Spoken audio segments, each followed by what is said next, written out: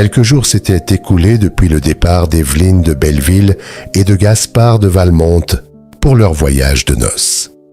Au logis de la Claretière, chacun imaginait les jeunes mariés découvrant l'immensité de l'océan à bord du plus luxueux paquebot jamais construit.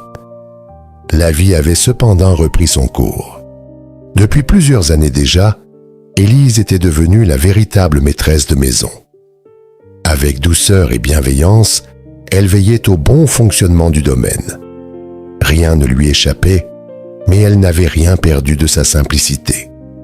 À ses côtés, Laure trouvait peu à peu sa place. La jeune servante admirait profondément Élise, qui lui enseignait le métier avec patience.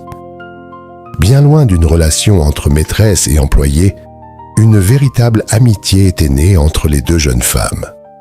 Elles riaient souvent ensemble et partageaient les mêmes promenades lorsque le travail leur en laissait le temps.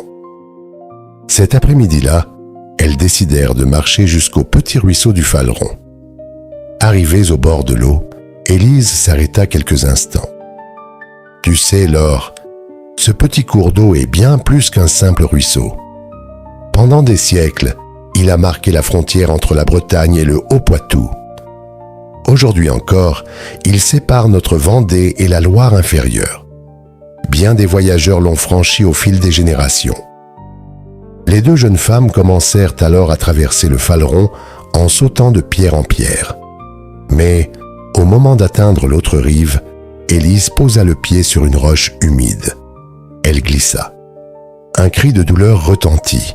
Sa cheville venait de se tordre violemment. Laure se précipita aussitôt vers elle.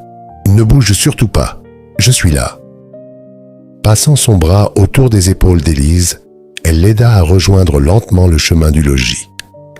En apercevant les deux jeunes femmes arriver, Bastien comprit immédiatement ce qui s'était produit. Avec Antoine, il installa délicatement Élise dans une voiture attelée. « Nous allons chez Emmanuelle, elle saura quoi faire, » déclara-t-il. Dans le bourg de Faleron, Emmanuelle, la rebouteuse, accueillit Élise avec son éternel sourire rassurant. Habituée à soigner les entorses, les foulures et les membres douloureux, elle examina attentivement sa cheville avant d'effectuer quelques gestes dont elle avait le secret. Quelques instants plus tard, la douleur s'était déjà apaisée. Quelques jours de repos, et tout cela ne sera bientôt plus qu'un mauvais souvenir, annonça-t-elle avec confiance. Rassurés, Bastien et Antoine ramenèrent Élise au logis.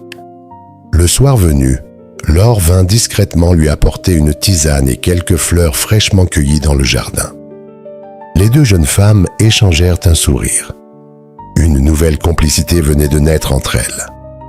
Et tandis que la vie s'écoulait paisiblement au logis de la Claretière, personne ne pouvait imaginer que, loin de là, au milieu de l'Atlantique, le destin poursuivait silencieusement sa route.